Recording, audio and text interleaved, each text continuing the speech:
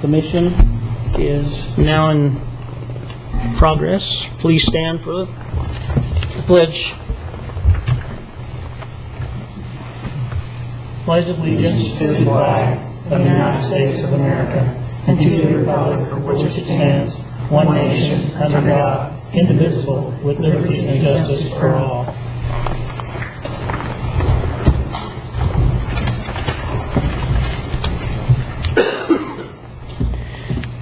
Now I'd like to turn the meeting over to council to explain the election process for the chair and vice chair.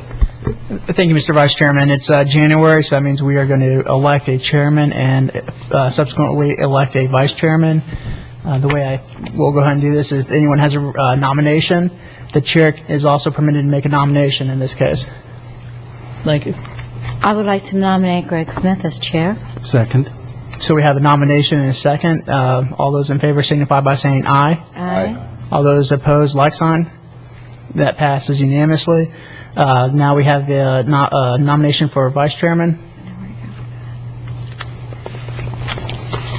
I'll nominate Donna Keys. Second. We have a nomination and a second. All those in favor signify by saying aye. Aye. Aye. All those opposed, like sign. Passes unanimously. Congratulations, Mr. Chairman and Not want it? Madam Vice Chairman. Thank you very much. That was a pretty fast train ride. Glad you're on board, though. Well, thank you very much, and I'll do the best job I can. And now we need a motion for the approval of minutes. So moved. Second. November 12th, 2009. Are there any changes or comments?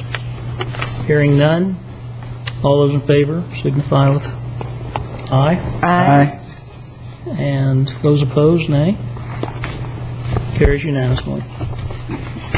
And now we have a public discussion of a series of the ear-based amendments, and we actually will admit it to the TV audience. We don't have anyone in the audience right now. Why tell them? We want to have it kind of informal, and staff would like for the commissioners. We don't want to really interrupt the presentations, but if there are questions, I'd like to let the allowance for them to be asked when somebody has the thought instead of waiting until later. And then, of course, at the end, we'll have questions again of anything that somebody thought of going along. So, Bob? Actually, I'll turn it over to Sasan. We're going to start out with the potable water sub-element, the sanitary sewer sub-element, the solid waste sub-element, and then we'll have the transportation element last. Good evening. I would like to start with some general information regarding the process, and then we go to actually each of those elements. Many of you in the past few years, you saw that we are working in these elements, and the reason that we do this thing because we are going on a circle, like the circle of planning. We always have to start with finding what we have, collecting the data. Then we need to analyze those data, see what do we have, what are the problems, what are the issues, what are the opportunities. Then based on that, we had to establish the objectives, the target, where we want to go from here. Then we need to have the policies to tell us the way that we get to the objective.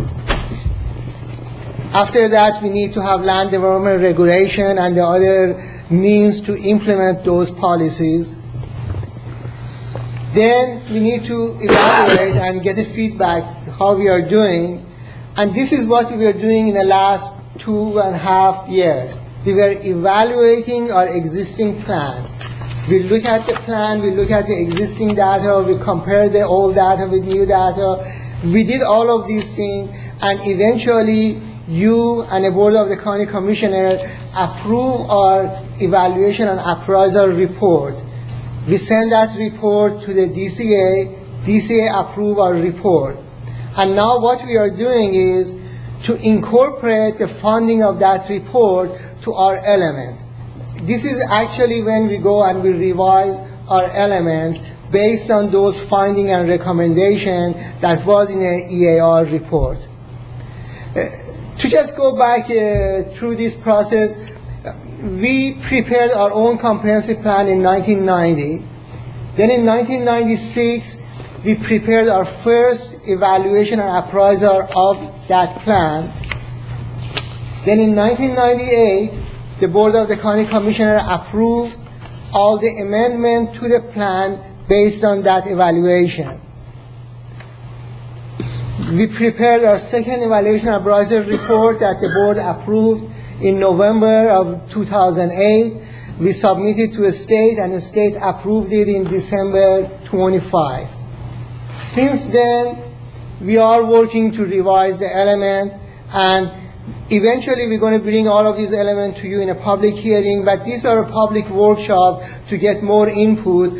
Also, we are taking these elements to a different group that they could give us the feedback. As I mentioned, the purpose of this year-based amendment is to incorporate the findings and recommendation of years into the element. Basically, we did all the findings, and you guys said, this is good, this is bad, eliminate this policy, add the policy, and we did all of those things. Now we are just amending our plan to put all those things in a plan. To go through the process again, after that DCA find our EAR to be sufficient, we start working on these elements, and between all of us, we spend hours and hours revising these elements, till this point that they are in a good shape that we could actually bring it to the public workshops. As I mentioned, we are planning to bring it to you in March for a public hearing. Then we will take it to the Board of the County Commissioner on May for their transmitter public hearing. After that, we will send it to the DCA again. DCA would review our plan. One of the major things that DCA going to do, first of all, they have a copy of our EAR report. They're going to check what we send to them against our EAR to make sure whatever we told them that we are going to do in the EAR, we did as part of the plan amendment. Also, all of this comprehensive planning that we do in Florida is based on 9J5 Florida Administrative Code. Again, they're going to check against the 9J5 to make sure that we meet all the 9J5 requirements. They come up with the ORC report, and then we are going back to the Board of the County Commissioner for a final public hearing in August, and then we send it to the state for compliance review, and hopefully after that, then we will have a new plan in place. Our plan has 15 elements and sub-elements. Again, I know that these are very small, but again, these are the list of all the elements and sub-elements. I have another slide that shows this thing a little bit better. And this is that slide. Basically, as I mentioned, we're taking these elements, for example, if we take it to Affordable Housing Advisory Committee for the housing element, to Utility Advisory Group for water, sewer, and solid waste, and so on. But all of them also, we're going to bring it to you. And this is the schedule that we're going to follow to bring all of these things to you, that you could review and give your comment and direction to us this month and in February, before we could bring it back to you in March for the final public hearing. As usual, I know that all of you are familiar with our comp plan.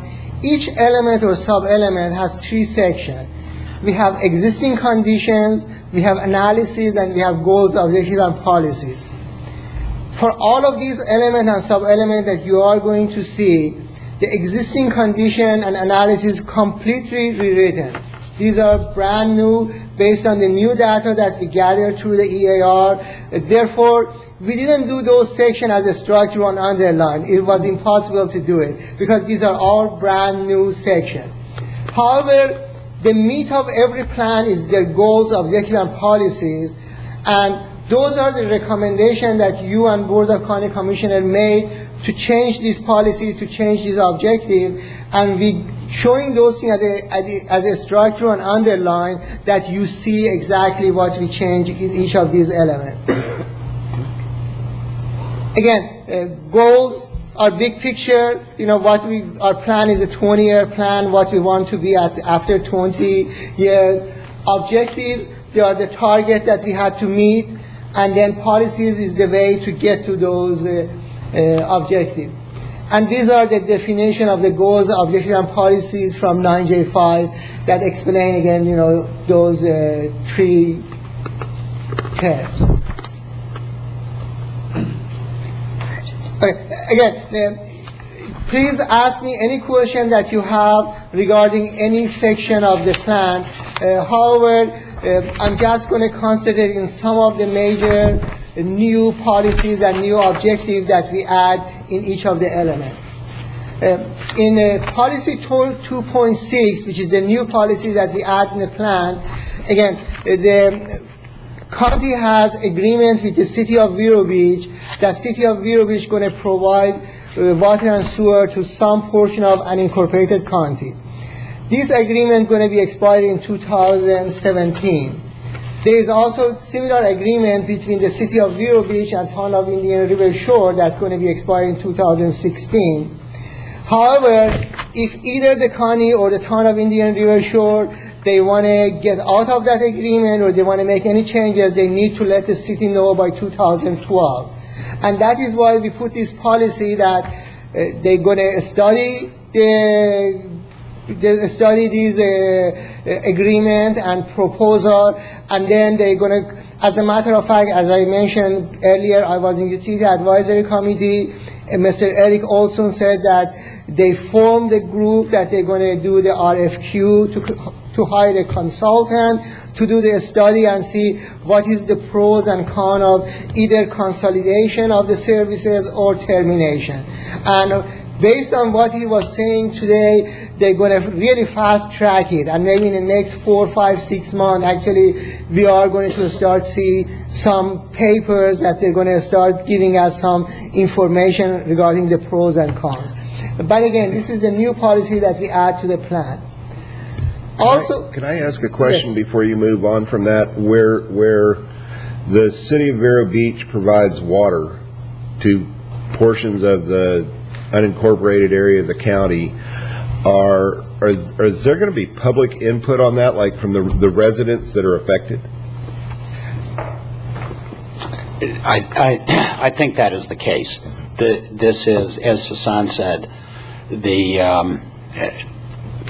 county, the city, and the town are in the process of actually selecting a consultant. But like everything that's done, the Board of County Commissioners really values public input, and I'm sure they will be asking the public. Thank you. Thanks. Another thing is that, of course, the water conservation is very important.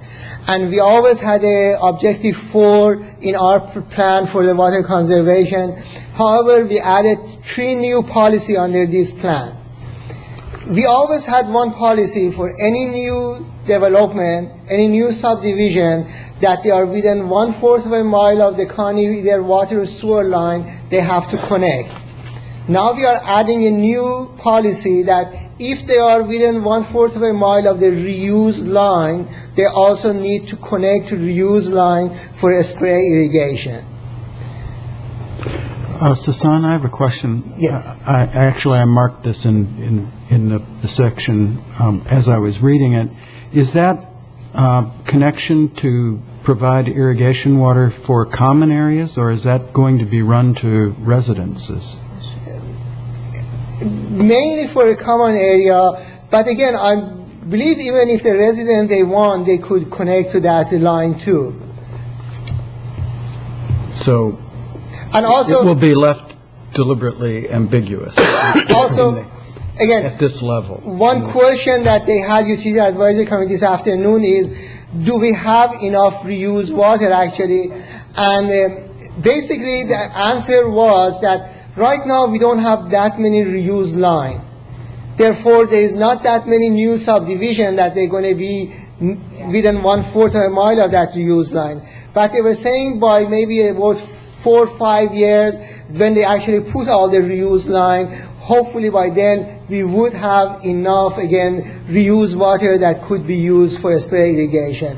But again, based on how much they have, is going to be one of the factors if they could be only used for common area or for each individual houses.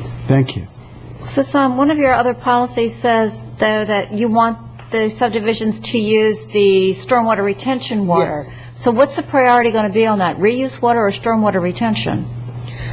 I guess really the answer is depend on availability of reuse line. Because right based on what they were saying today, they don't have the reuse line right now available, but every subdivision, they have retention pond. Therefore, I'm thinking maybe the first thing going to be retention pond, and then when they have the reuse line, going to be any combination of two.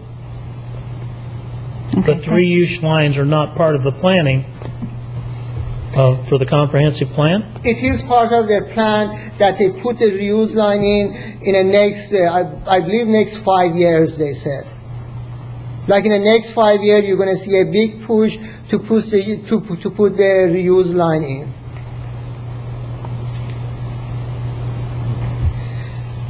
Also, one other policy that we have, again, utilities department, they're going to look at their fee structure and see if there is, even right now, their fee structure is such that they really prohibit the excessive use of a potable water. But again, they're going to look at it and see if there is any need for any further revision to that one. And that is policy 4.9, and policy 4.10 was that use of the water from retention pond. Okay, also in this element, actually in this sub-element, we add one new objective and 4 policies under that objective. Again, the availability of the water is very important.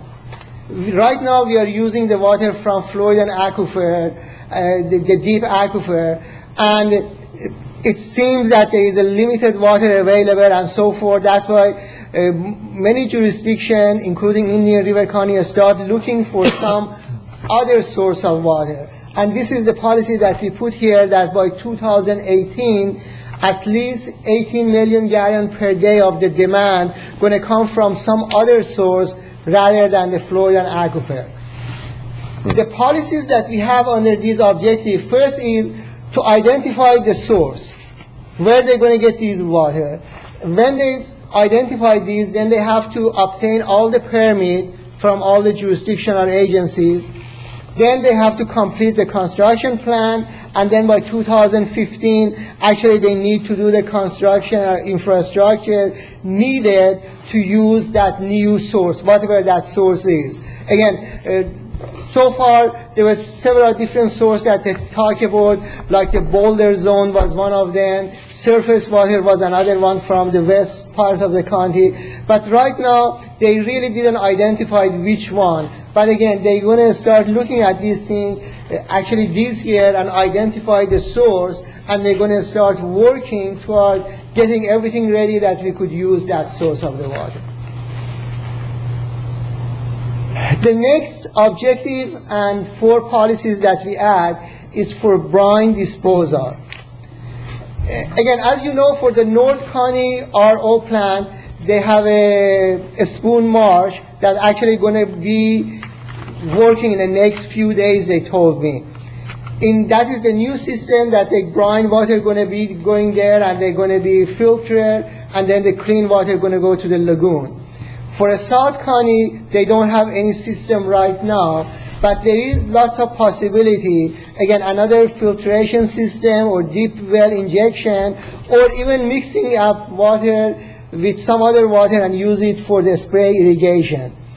At this point, again, they're going to identify, what they're going to do, and after that, they're going to obtain the permit and the plan and start building the infrastructure to do whatever they need to do by 2015. Okay, by the way, any question regarding anything in the potable water? Before we go to sanitation? Actually, before Susan goes on, let me just, it may be obvious, but we're just hitting on some of the objectives and policies today. Obviously, you can look at any of them here, and we certainly want to receive any comments or suggestions you have with any of them. And I also want to emphasize what we're doing here is really translating the general findings of the evaluation and appraisal report into the specific wording of the objectives and policies that need to go into the plan. So again, any suggestions or any recommendations that you have, feel free to give them to us. And the other thing I want to point out is, as Susan said, this isn't your only opportunity. At any of the subsequent workshops, you can bring up something you think about that came in a previous workshop. And as Susan said, we're going to have a public hearing on the whole plan, the whole year-based amended plan in March. Also, at any point between now and whenever, you could always call us in the office or send us the email, and if there's any comment that you have. Susan, I'd just like to make a general comment about the new objectives 8 and 9.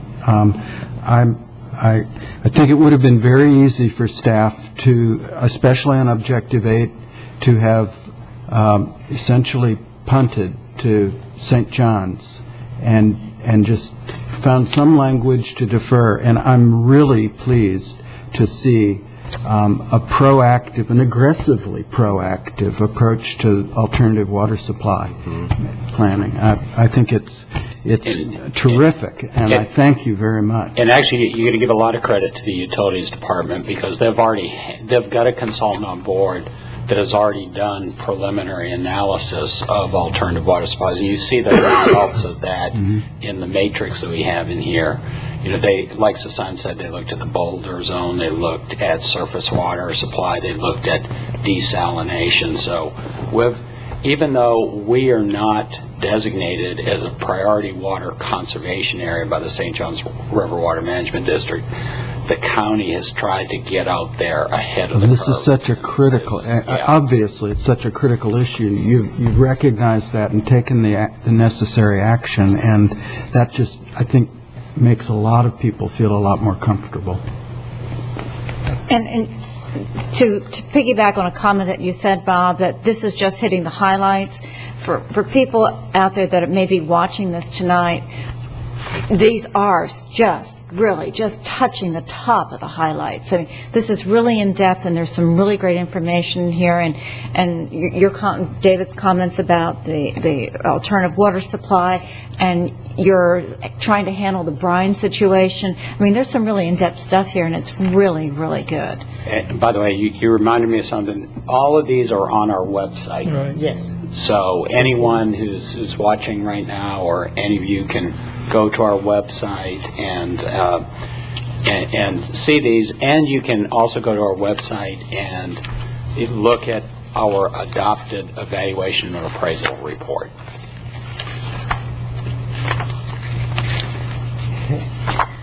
For sanitary sewer, we have a similar policy like a 2.6 that we had in the potable water.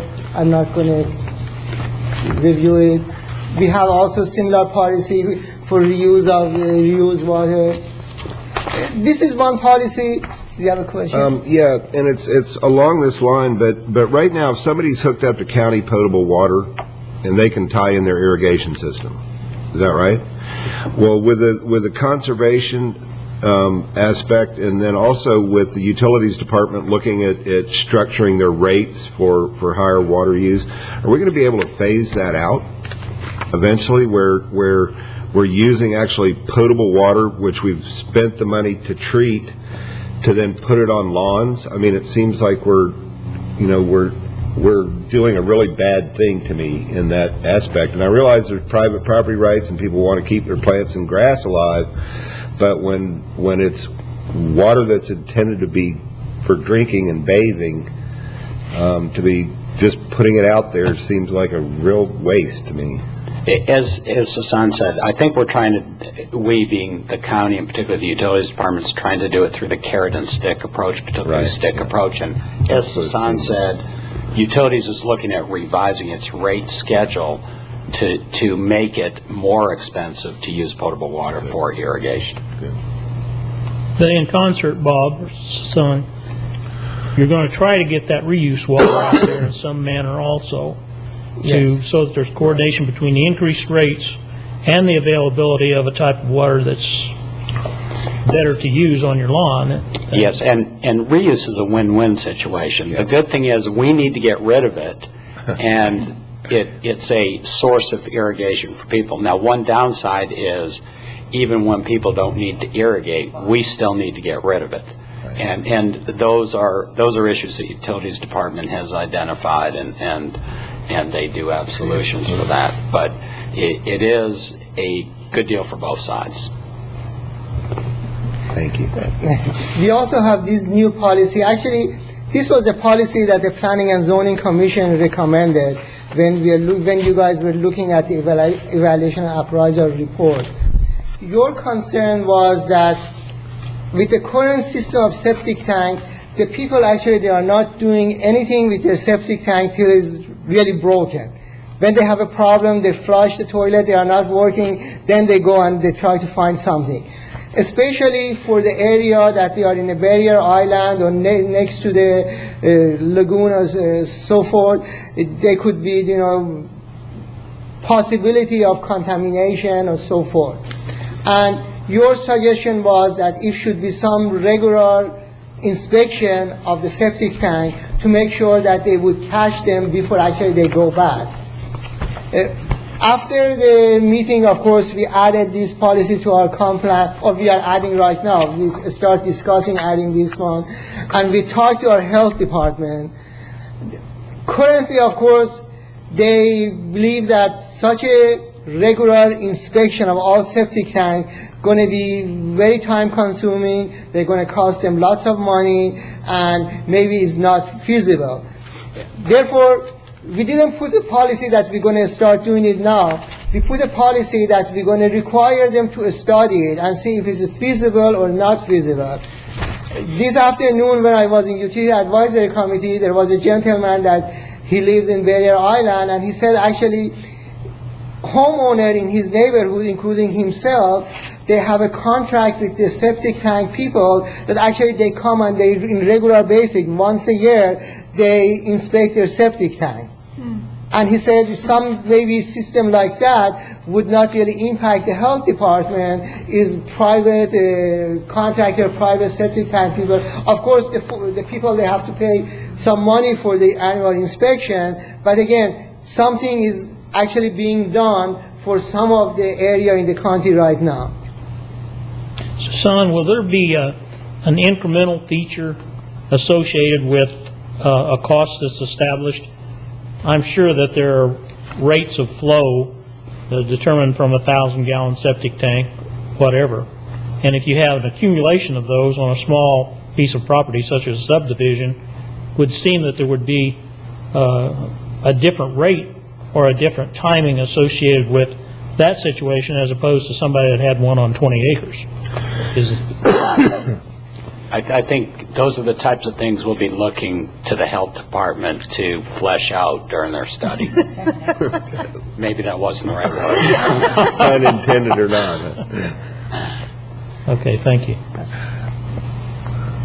Okay, then the last one that I would like to talk about is solid waste. Actually, when you look at the solid waste, it seems that all the objectives and policies that we had, they were good objectives and policies. We were only not doing good as part of recycling was concerned.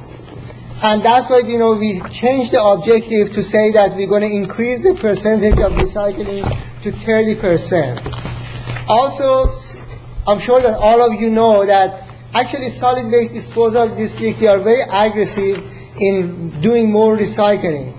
As you know, they changed their method of collection. Now they're collecting everything together. They're collecting more items. And Himanshu was in a meeting this afternoon, and his report shows that they are really collecting much more recycling material compared to before when they had the old system of the collection. And he also said that the legislature, they are looking at some new rule to actually increase the percentage of recycling to 75% by 2020, which again, if something like that passed, then we really need to, again, get even more serious. But also our solid waste disposal district, they are doing some other stuff, like, for example, they are trying to see if the material that's in the landfill could be used to actually create the energy. Instead of just buried in a landfill, you know, there are companies that maybe now they could use those material to create energy. Again, there are lots of different ways that they are looking at these things, and they know that they have to be aggressive toward these things, especially if that 75% become rule. Again, like that you all mentioned, I just touched, you know, the top of basic couple of policies or objectives in each of the elements. But again, if you have any question regarding any of the elements, please ask. Or later on, if you have a question, just send me an email or call me, please. I have a question on policy 6.6. It reads that at the time the county approves any new package treatment plants, the county require that at the time deemed appropriate by the county, the package treatment plant will be dedicated to the county for operation and maintenance. My question is, what would trigger that? What would trigger that move by the county to what would be deemed appropriate time to take it over? Let me actually explain why we have that policy in here. The county, and you probably read the element that the county actually got into the utility business the late 70s. Before that, we weren't in the utility business, but now we're in it really big. And we've been, I can't imagine another county being as successful as we have been in getting rid of a lot of small wastewater treatment plants and water treatment plants. We have almost everything connected now to the regional system, but that wasn't an easy nor an inexpensive task to do. We ended up purchasing general development utilities, which was serviced or did what you'd call servicing Vero Highlands and Sebastian Highlands, because we also provide potable water and wastewater services to the city of Sebastian. But we also ended up purchasing a number of other private plants. The Azora Park plant is an example, some of the mobile home wastewater treatment plants. And what happens is, and what has happened in the past is, and doesn't happen anymore because of our policies and the regulations the Utilities Department has, but back before the county got in the utility business, a development came in, and if it needed utility services, they got a franchise, they became a utility system, and they provided service to maybe one development, mostly it was one development. But what happens in situations like that, usually it's a small, inefficient plant, they don't do well, they are not complying with the rules, and what eventually happens is the rates that, and these are usually overseen by the Public Service Commission, which determines their rates and other characteristics.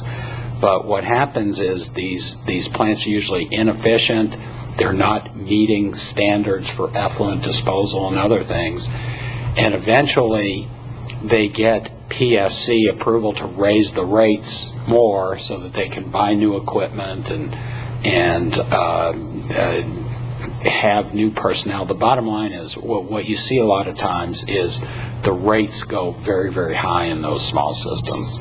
And it's also real expensive for the county to take over a system like that in that case. So what we have done is make sure that if there is a need for a private developer to provide his own water and sewer system, like say maybe for a new town development, where it's not feasible to extend the regional system out there, that they would do it, but the county they would have to dedicate all of the facilities to the county. Also, just for your information, like Bob mentioned, in the past 10 years or so, about 25 small plants they decommissioned. We only have 4 package treatment plants left. 2 of them, they are in Sun Ag, west of Fellsmere, and there are 2 very small mobile home parks that they have those things. And if any of those, especially the mobile home park, there is any problem with their water or sewer quantity, and if the health department identifies any problem, at that point the county is going to take over those 2 mobile home park again, and then connect them to the county system. Okay, then my question then on policy, I would like to maybe see, because now that I understand why you would take it over is because there's a problem. We've run into some wording on taking over right away, and the wording dedicate without compensation. I'd like to see the words without compensation added to that policy, because we've run into that problem with some legalese on the rights of way. So if you would add just without compensation on that, I'd like to see that, if you think about it anyway. And my other question is Objective 7. By 2020, the number of new septic tank systems permitted annually will not exceed 450. My question is just, where did that number come up? What's the rationalization for that number? Okay. That is actually the number of the building permit that health department, not building permit, number of septic tank permit that they issued in last year. And we are saying that we are not going to issue more than what, actually it wasn't last year, because it was when we did our evaluation appraisal report, that was year 2000, either 2006 or 2007. At that year, they did like the 450 septic tank permit, and we are saying that we are not going to exceed that one. And Okay. again, let me emphasize, this is an objective, it's a target. Ideally, we'd like it to be 0. Yeah. And we really would. But we've got the Vero Lake Estates of the world, the Pine Tree Parks. We have a lot of subdivisions where we're just not going to be able to retrofit with sanitary sewer. It's real expensive. You really tear up a subdivision trying to get a gravity system and then lift stations in there. So we feel that this is a number that we can achieve, because we're being real successful. Every new development project in the urban service area connects to water and sewer. We've still got the hangover of all those really antiquated subdivisions. But we, like Sasan said, this is a number that we have worked into, and we think it's an achievable objective. And that pertains only to the unincorporated area, then? Yes. Okay, thank you. There are my only questions on this one. Numbers are projected on distance, actually, from county lines. That's So that's permitting. one of the best things we have in here, and one of the best things we did in 1990. You'll see this in both the potable water and sanitary sewer elements. It's our water and sewer connection matrix. And it looks pretty simple, but we spent a lot of time and effort on it back then. And it has really, really been successful. And bottom line is, almost every project in the urban service area is connecting these days. I have a sort of a comment, an observation on Objective 4, water conservation in the potable water sub-element, and Policy 4.1 about the requirement to use irrigation quality effluent. And I kind of wondered what in the world that was. Don't drink it. And What page, Dave? that's page 43. 43 on potable water supplement. And so, like most students, I went to Wikipedia, looked up reclaimed water, and discovered there, if one is to believe that source, that EPA doesn't apparently have standards for reclaimed or reuse water, water quality standards for what's acceptable. And there is a small but growing literature, apparently, of potential problems of materials that remain or residual in such reclaimed water. And we're more accustomed to thinking about nitrogen and phosphorus and the nutrient enrichment in the waters, which if you're St. Augustine grass, you might love. But in addition to the nutrients, there are pharmaceutical residues, there are a variety of other sorts of materials, and things that can't be killed by chlorine treatment, like Giardia, and MRSA, the resistant staph A's, and also a lot of the E. coli's that get killed by treatment release genetic material that travels with the water and apparently can be taken up by other bacteria. So I don't want to overwhelm us with these sorts of technical observations, but it comes back to the notion of, well, what are the water quality standards that must be met? And I guess I would like to see us have our eyes open as we go into a future with increased reliance on this water source, that we try to find out what those standards, where people are going with these standards, and be precautionary. And actually, let us get information from the Utilities Department and bring it back to you at our next workshop, because I know they do testing. I don't know if they test for some of the constituents you talked about, but I know that is an issue. I know that you probably all remember back with the spinach scare out of California, and the E. coli contamination of bagged spinach. Some of that apparently was, at least it was the scoop was, I don't know what evidence eventually came out of investigations, but some of the fears were that it was coming from reuse water in a couple of cases. That's interesting. So we'll report back. Okay, any other comment or question? If not, Phil Matson going to do his presentation on transportation element. Thank you. Thank you, Thank you, Susan. Susan. thank you. Good evening. I'm Phil Madsen. I'm Indian River County MPO Director, and I just wanted to announce that this is probably the greatest element in the comprehensive plan by volume. It's about 160 pages. Unfortunately, some of these are tables of levels of service, traffic characteristics on roadways, and so forth, which are required. But I'll take you through some of the highlights of this transportation element in much the same way that Sasan did with the other elements. And to start with, I'll let you know some of the important concepts that we tried to wrap into the development of this element. First of all, we wanted to properly structure our objectives and policies, and I think this is something we do really well here in the county. Our objectives are usually something we can measure, so we can get an idea of whether or not we have an effective transportation system, transit system, etc. And our policies are those ends to serve that objective and help us accomplish it.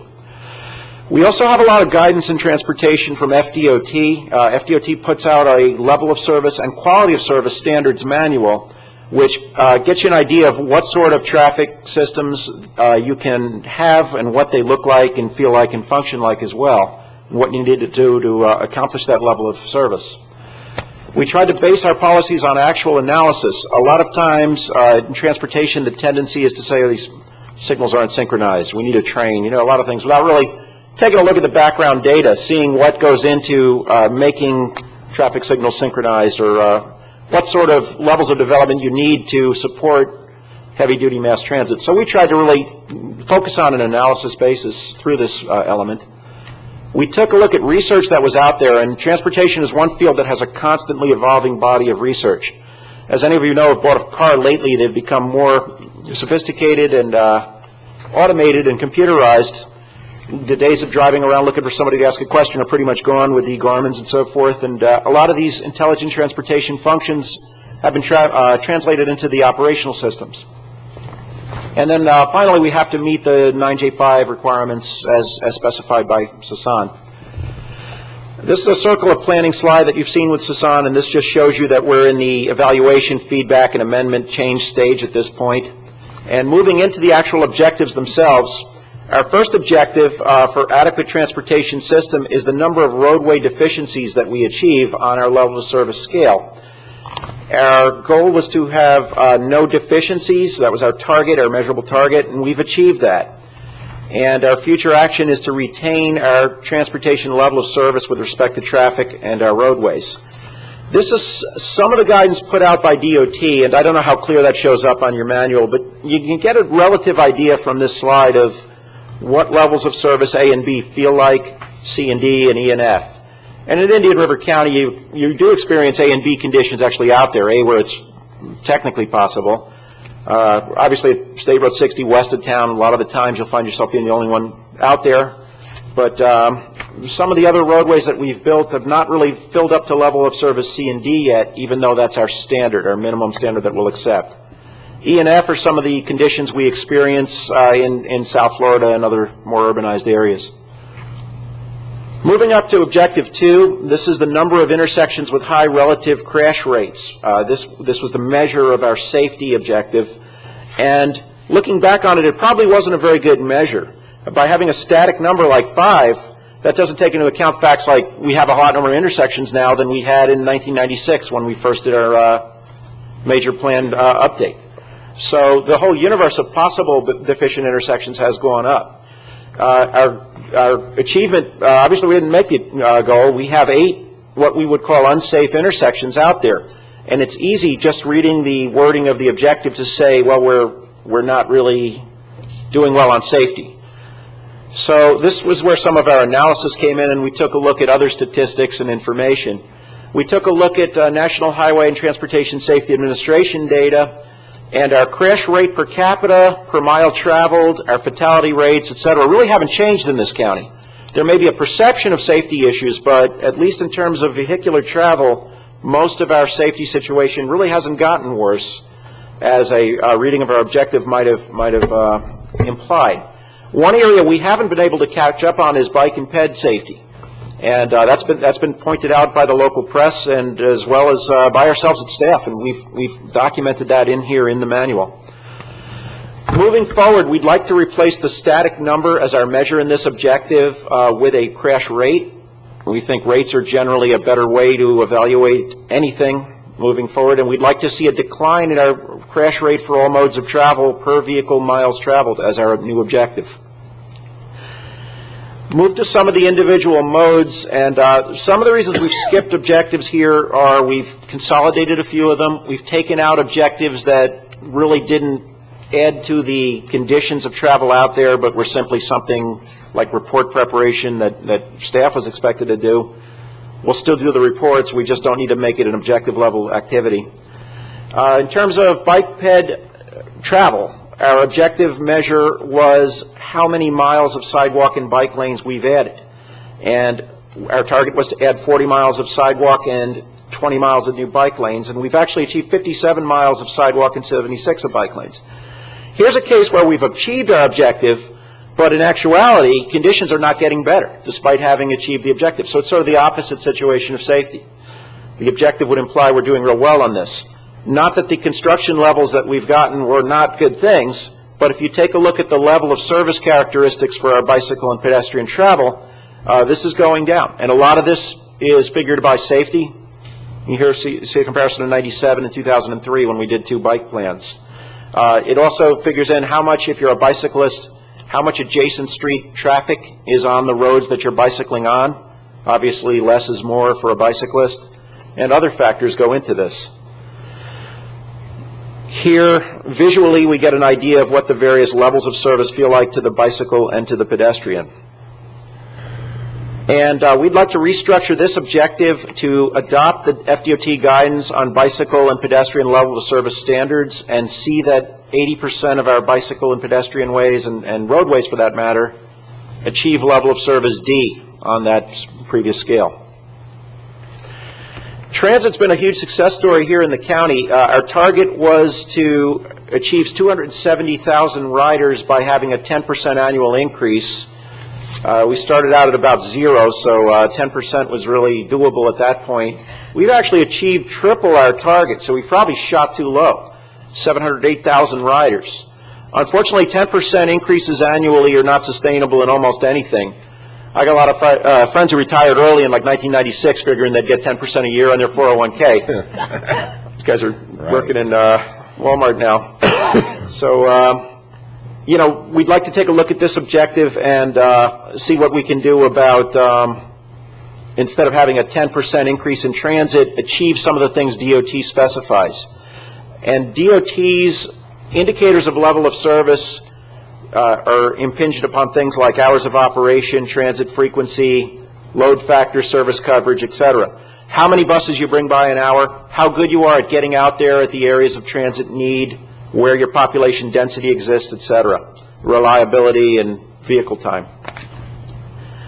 Transit ridership objective, once again, will be changed to the DOT standards.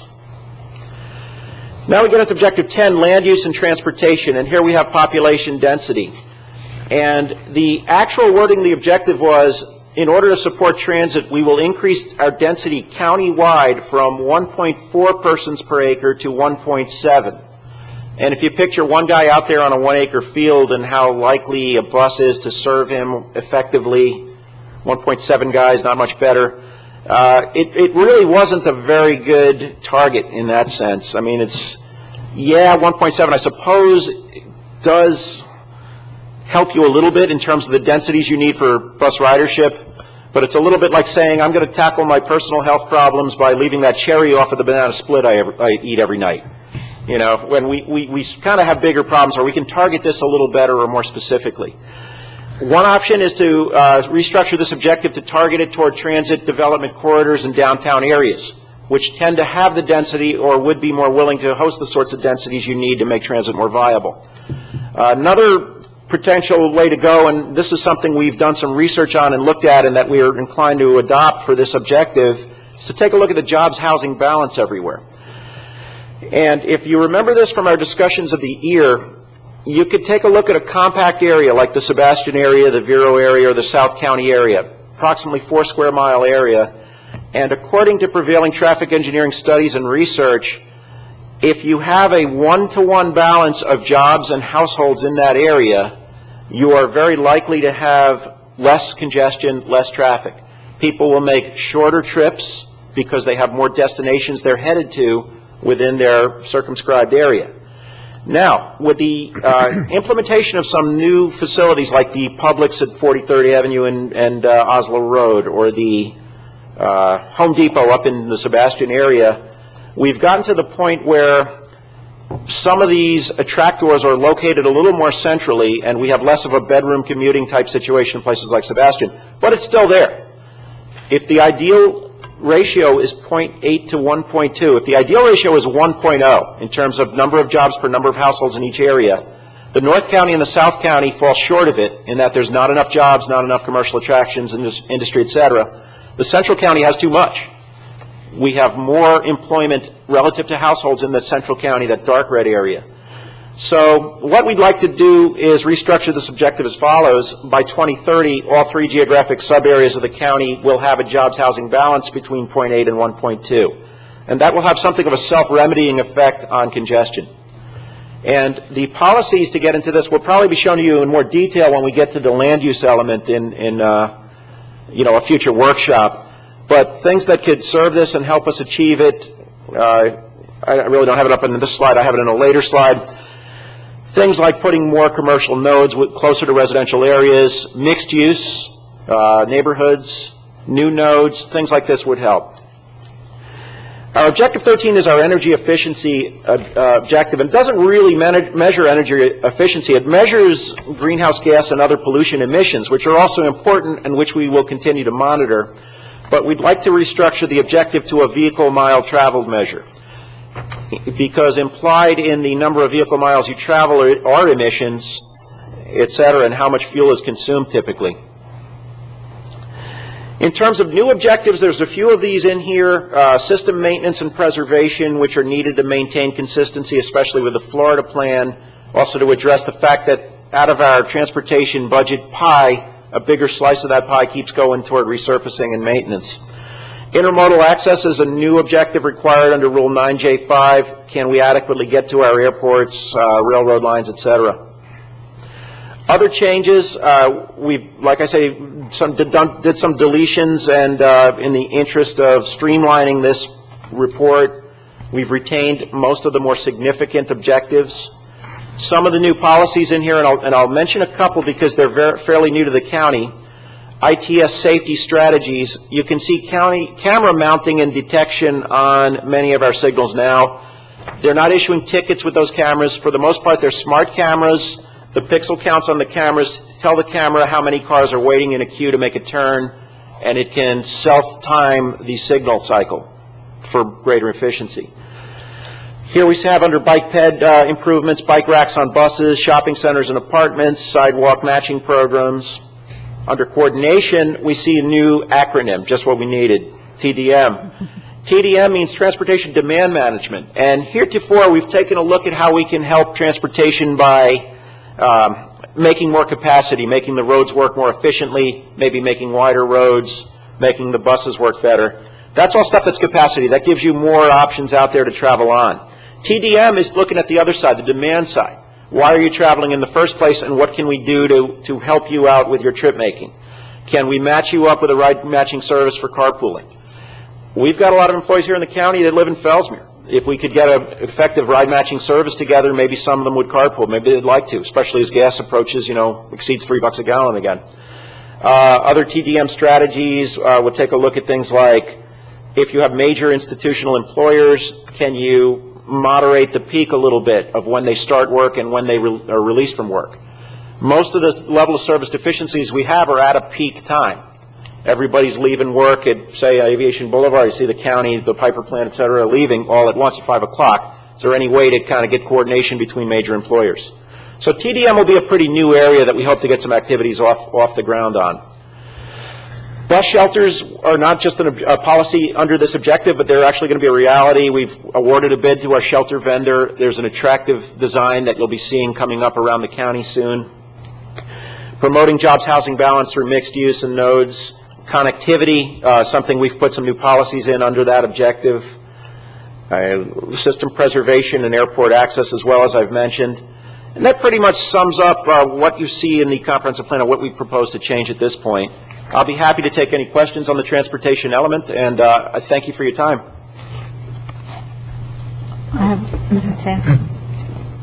I have a question, and you guys will be familiar with this one because I asked you before, but the transportation element is so important. And you gave the example of the 10% IRA and how people talked about that and compounded growth and things like that and the power of that. And the transportation element, almost more than any other of these elements, is a lot of these projections looking out to 2030, which are so important. They're based on population growth, projections, and they're based on past results, which we can measure. But here we are, 2010. We've had at least 2 years, and maybe are looking at more years of anecdotal and actual evidence of population decline in the state of Florida. And the effect, I would guess, mathematically, of such a decline on a projection that's out 30 years in the first couple years, when you're talking about compound growth, could be quite substantial. I mean, again, use the 10% growth of the IRA. If you're down in the early years, that has a much bigger effect at the end than if it occurs in the later years. So, just a fundamental question. Convince me. I mean, a lot of the conclusions and goals of this transportation element, they're based on these projections. And so my question is kind of a simple one. Are the projections up to date? I mean, they're based on past results through what? Through 2006? Or do they take the 2007 to 2010 declines that we've had, or certainly stasis, probably declines, and are they accurate given the recent Florida demographic trends? I mean, we've got this base of idea of the way things are going to grow based on past, but things haven't gone that way in these early years of these projections. That's an excellent question, and what we do is leave these things to the experts. And the experts in this case are the Bureau of Economic and Business Research at the University of Florida. I hate to steal another comedian's material, but Gary Wheeler said the other day, anybody who projects forward the future is either lucky or wrong. I mean, those are the only two possible outcomes. I feel that the Bureau of Economic and Business Research, with its multi-cohort component population projection method, births and deaths, in-migration, out-migration, national migration trends, taking a lot of data into account, probably will be a little luckier than I would publicize. So that's basically what we use, the Bieber statistics, as we call it. They've got an excellent website. I actually called Professor Smith, who does that, like about a year ago, to ask him about this when I first came on and read the EAR. And at that time, his most recent report on Indian River County was 2006. Is there a more recent one, or is that the most recent data we have? The Bureau of Economic and Business Research comes up with a new estimate of April 1st each year. Okay. And they revise their projections at the same time. Usually we don't get that. There's a lag time before we actually get that. And Sasan, when do we usually get? We usually get them by about September or October. But like, for example, the last year was the first year that actually we saw 195 population decline in Indian River County. Right. Up to that year, every year we had increase, and that was the first year that actually was 195. And that's the actual decline, but we've also seen them reduce their projections too. Right. But let me just tell you that it is a difficult business getting in population projections.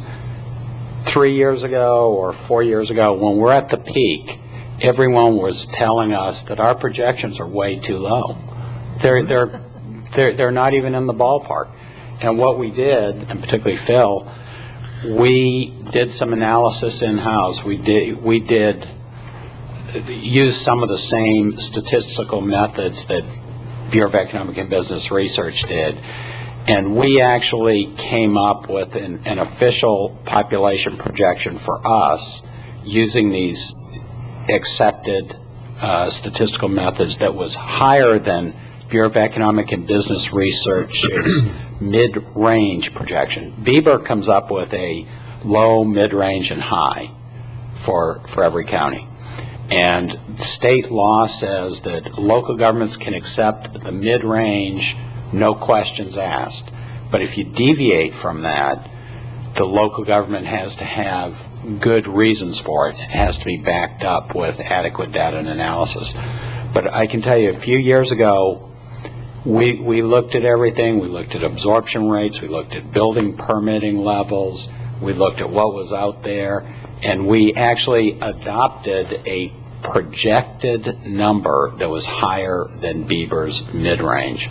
We have since, with the downturn and with Bureau of Economic and Business Research reducing its 2030 and 2035 projections, we now are accepting their mid-range projection, and we don't know any number that's better. Right. And interestingly, I understand, but is this element, which it's a huge amount of work and obviously takes many months or perhaps even years really to develop, but is it based on the most recent numbers, since they're surprising, shocking, nobody could have predicted them, are they based on, you said we get them in September, are these projections, because it talks about 2.9% historical growth, is it based on the September 1 numbers, or is it based on September 1, 2006 numbers? No, it's not 2006. And let me just tell you, at the same time that we're doing this, we're right in the middle of doing a new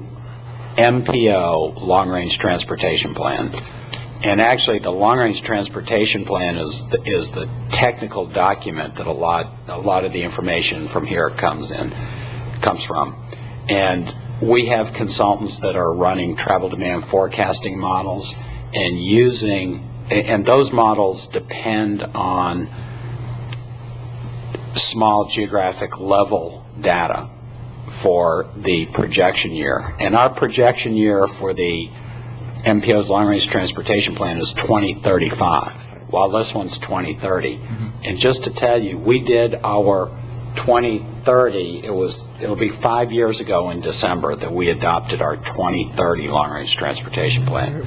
This December, we're going to be adopting our 2035. The population projections are basically the same for 2035 as they were for 2030. So it shows, it might even be a little less, 1,000 less. So it's trending down. Yes. It's reflected in, Yes. and that would be, and so if the actual data is showing that, are you assuring me that that is reflected in the policies and conclusions that are reached in this sub-element? Yes. Okay, thank you. And Bob, in those statistical projections, the immigration I&E and birth rate, et cetera, and all of those other standards you were talking about, there is really about a 1-year lag associated with the projections, but even at a loss, if it's not catastrophic, those usually are very accurate long out. You're going to change them every year, but still, based on that 1-year lag, if you had a loss, as Sam has said we have in the past, that would be reflected in your outlier years. Okay. I have a question. On policy 1.4, you deleted the sentence, this is on projected traffic.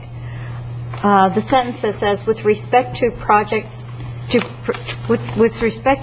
traffic at new schools, the county will develop school trip generation rates in the near future. Okay, now that has been deleted. Is that because we have achieved that? And if so, what is the current, how are we counting the trips around the schools? We were supposed to be counting them at the peak hour for the school instead of the peak hour for the county. So have we made that change? Is that why that's deleted? What page is that on? Actually, there's no page. Okay. It's policy 1.4. Okay. It's almost at the end, right? Near the end, Don? Yes. Yeah. Yeah, yes. Well, it's in the policies. It's the beginning of the policy. Right. And I think this came about because there was a concern that the trip generation rates for schools were adequate. I think this might have come up with the Imagine schools. Exactly. When I think a lot of people thought that the trip generation rate was really, really low. And I think what we're looking at here is, particularly with charter schools, where I think you have a much higher percentage of parents driving their kids, as opposed, and probably magnet schools are the same. And I think that was in here, but I think Chris has done that, or Chris. Yeah, that's exactly right. From my conversation with Chris about this and why we took this out, he had a concern about developing school-based trip generation rates and the potential of not having the adequate sample size like all the other generation rates do. Yeah, and the potential for bias in there. I mean, can you develop a rate based on one school, on one trend in one county, and would it be that much different from the national standards that are observed and studied? So I think he was more comfortable not doing that. So you're not going to count the trips at the school area on the peak hour for the school trips. You're going to continue to use the peak hour for the working public. But I think he'll still collect the data. What I don't think he'll do is when a new school or something hypothetically is planned for the 2035 horizon, I don't think he's going to use rates at Imagine or at Rosewood or Vero Beach Elementary. I think he's going to use more of a standardized trip generation rate. I think that's all that pertains to. I'm talking about the traffic counts. Yeah, I think that's the different issue. Okay. He is doing the counts, and he has done them At the peak. Yeah, he'll keep Okay. doing that. All right. Thank you. And we'll make sure, we'll be back to you on that, make sure he does it. Okay. A couple other questions. In policy 4.4, you state that the county will use at least $200,000 per year of 1 cent local option sales tax revenue for bike pedestrian system improvements. Why have we boxed ourselves into a specific figure on that? Well, it was meant to be a floor. It was meant to say that the county will not absolutely ignore this mode of transportation and will spend something on it. The floor used to be $100,000. So we haven't boxed ourselves in as a maximum so much as I think, we're looking at it as a floor. I think in most years the county spends more than that, particularly if they're spending it as part of a bigger road job. That's one that I think, with the newfound interest in alternative modes and bicycle pedestrian travel and safety, that might be one that they'll probably change sometime before the next year and major update. Personally, I think there'll be a bigger commitment to capital improvements on this mode. If we need to word it more as a floor, we can do that. What do we say? Don't we say Actually, at I think it You is. just It say says at least. At least, Okay. okay. I love the fact that you're putting bike racks on the buses. I love the fact that you're doing a matching funds program for people who put in sidewalks on their homes. My last question on this is on policy 3.1, right-of-way protection. Number one, I love the way you've changed that. My only question is, why the huge difference in the right-of-way? And I wish I had a page number to refer you to. But for instance, the US 1 corridor 4-lane goes from 140 to 200. And I'm just curious as to why the huge increase in the right-of-way. Part of it is access management, where more cars and trucks are expected to make U-turns instead of being able to make a left straight across a suicide lane. It's got to be an adequate refuge for them in the middle. Gotcha. Big that island. one. And then, there's a thing called complete streets, too, and I don't know if that went into the calculus, but they like to build the streets whenever possible with bike lanes, sidewalks, a pull out for the bus. These are all things we'd like to be seeing over the next 20 years. Okay, thank you. Bill, our new sidewalks, our schools are priority. Yes. In fact, I think we were probably the first MPO that used safe routes to school as a priority in allocating our federal and state sidewalk money. Okay. We started that probably 8 or 9 years ago. So, Let me ask you another question. It's come up many times in the past when there's a new development and a turn lane is not warranted. But the commission many times has been very interested in those turn lanes being developed. Is there anything that we can do associated with this that can bring us somewhat closer to having turn lanes associated with these developments where it's not quite warranted? And I didn't bribe him to say that, Stan. I really didn't. Stan was smiling through the fingerprints all whole over thing, too. I think we shouldn't have this conversation until Chris Moore is here. yeah. Oh, come But on. I think we've done, have we done 2 studies on it? Yeah. Turn lanes? I think we beat it to death. It's 2009 Redux, even though it's 2010. We're right back. Oh, listen, it's 2002. 2002. Yeah. Well, I've only been here. Well, what's your consideration on an answer to that question? Pardon me? I'll leave you with this thought, if there's no more questions. This is, strangely enough, and I never really would have thought this is one of the elements that people can get very creative with. Bicycle pet safety, when I mentioned it to our Citizens Committee, the chairman, or one of the guys on the Citizens Committee said, my vision isn't what it used to be. I live out in Fellsmere. I see bicyclists up and down, and it is a transportation disadvantaged community at night. And night starts at 5 o'clock now. And just tonight, we were able to get a donation of a huge box of bicycle lights in the front and the rear of bicycles from DOT, from a safety office. And we had a distribution event tonight where we took our screwdrivers and we installed them on anyone who showed up with a bike. Give away 50 tonight. We had to start giving vouchers away to come back when we can get another shipment from DOT. So that came about as a result of reading this, seeing the deficiency, and thinking of policies that we might be able to implement. Will it work? I mean, who's to say, but at least the visibility prevention options are there. So go back to that circle, we'll have plenty of time to kind of reconsider this in the future. It's a work in progress. So, With the bike issue, I've seen 2 instances, one on US 1, kind of in front of Kmart, and then today on 16th Street coming out of the little beverage stop that's on the south side at 14th Avenue. and there aren't bike lanes there, there are sidewalks, but both of these people just cut across traffic, as if they, being on a bicycle, didn't have to pay attention to the rules of the road. And one of them, I literally had to slam on the brakes to keep from hitting the guy, and I wasn't speeding.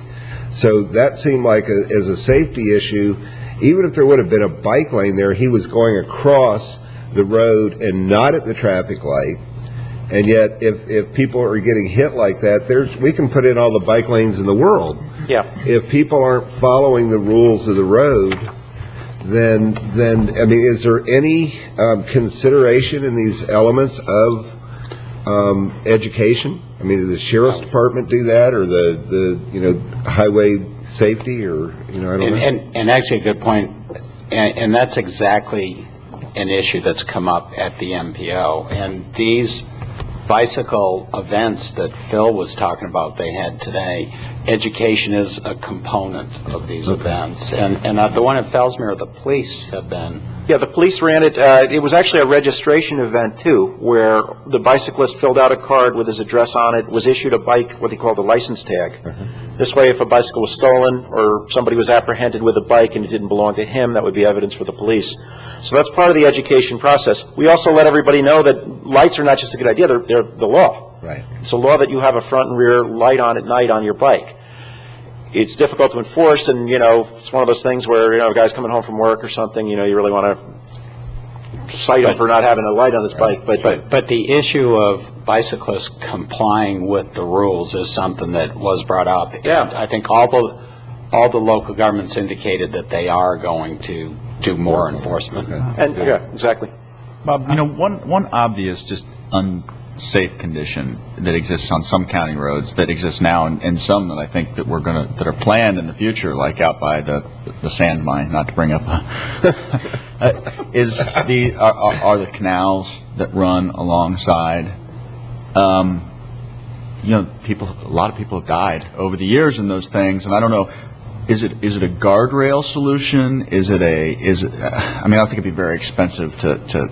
Well, How do we? I mean, that's a real thing that exists now in our county. It's a danger. Yeah, and one of the problems with the canals, and particularly guardrails, is the canals need to be maintained, and usually they can't be maintained if there's a guardrail there. And it's an unfortunate situation, but when we build new roads, there's more of a clear zone, so we're making sure that the canal is further away. Most of the new roads we're building now are urban sections, too, with a non-mountable curb. So, there is more protection in there. And this plan, too, talks about really producing complete streets. What we're trying to do is our preferred section, if we can, would be the travel lanes, then a bike lane on each side, and then a sidewalk on each side. Now, we recognize in here you can't, a lot of times you have constraints. If you have a canal on one side, you can't have a pedestrian system there. You can't have a sidewalk.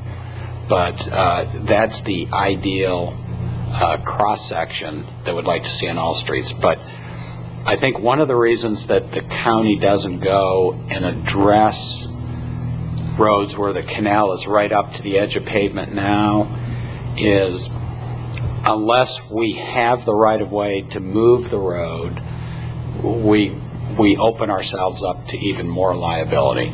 Right now we don't have liability, it's my understanding, if a road is built like that and we haven't done anything to it. There's liability, which is of course important, but we're talking about people's lives here. I mean, it's just a shockingly unsafe condition. I remember, over a decade ago when I first had the great good fortune to move to this county, I drove down some of those roads and I just thought, my goodness, this is a death trap. And it's played out. I mean, everyone's read the paper and seen that. It's unfortunate that there's not even some kind of statement, even some kind of policy objective, even if it were written in an extremely loose sort of way, that some solution to that would be sought in the ensuing 20 years, because I would hate to think that those conditions would continue to exist 20 years from now. it's almost unacceptable to think that that would be the case. That's just one guy's opinion, but those are death traps, some of them. I have. Let us look into that with Public Works. It's a good point. Objective 4, under pedestrian bicycle system on safety, again, policy 4.3. I'm a little confused by what the crossouts and the numbers mean, but as a person who spends a considerable number of hours on a bicycle at the sides of various roads in the county every week, I would really like to advocate to move that forward. It looks like it says by 2020. Is that correct? Yes. That there would be an assessment of thoroughfare plan roadways to identify hazards to bicyclists. I could start the list right now. I would think that this would be something that could be accomplished by 2012 at the latest. I think I want to change the by to through, because it's really something we do continuously. Okay. We do it whenever there's a roadway project coming up for design, we do it when there's a new site plan. The thought We're that required to provide whatever's missing. That's good news. Which is your policy. Now, let's change it to 2012. that's Okay. encouraging. I was kind of Sure. dismayed by thinking that I was going to have to wait another 10 years. You won't be able to ride by then, Dave. Don't say that, Dan. That's not true. And I would also like to echo the concern that for some form of coordinated education for cyclists in Indian River County, perhaps through the schools, but also we get a lot of adults who move here from other countries and other cultures, and I think by far the most common rules of the road that's in our vehicle code that I see broken is riding against the traffic. Right. And it's terrifically dangerous, especially on one-way roads, because anybody coming in from a side street's not looking in the direction that you're riding from. And it's scary. The other thing that I see broken all the time is the 3-foot clearance law. I mean, it is a law that a cyclist has got the right to have 3-foot clearance from passing automobiles. And when it gets down to 1, it's a little scary, you know. But I'm pleased to see the emphasis on bike-ped modes of transit in this element, and I think it's great to see that evolution. Bob, would it be appropriate to have some kind of small document produced for the commission that's associated with the canals and the district's policy on?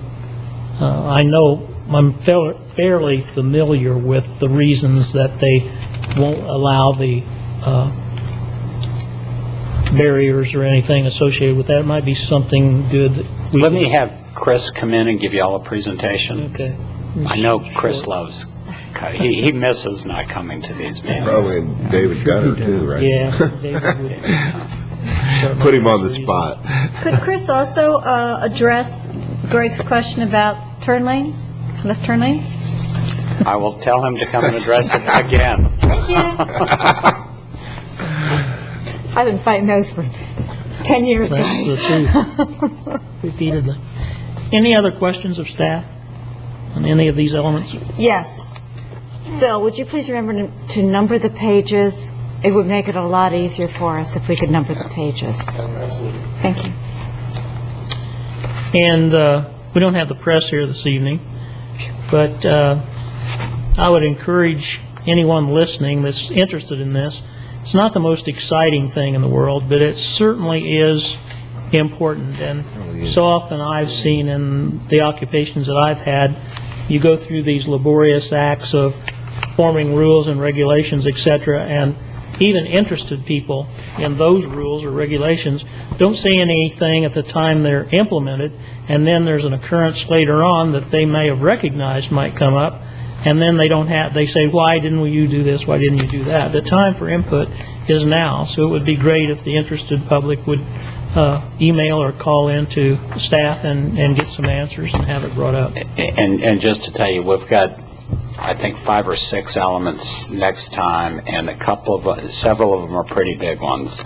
The conservation and the coastal elements are pretty good size, and I know that Jens and Dr. Cox have seen those at various committee meetings. So don't get intimidated by all the paper that you get. Can we get them sooner than 6 days before? If they're that big, can we get them like maybe 2 weeks before?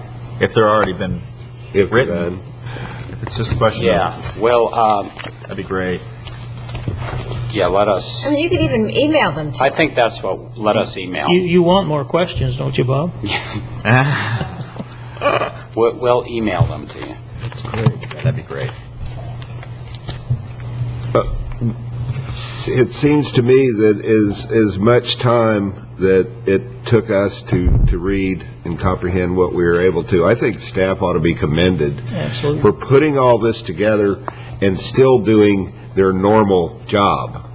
You know, that to me, I mean, it's just, y'all must be working at night. You know, I mean, it's just really an incredible amount of work, and you don't get much thanks for it, but you should.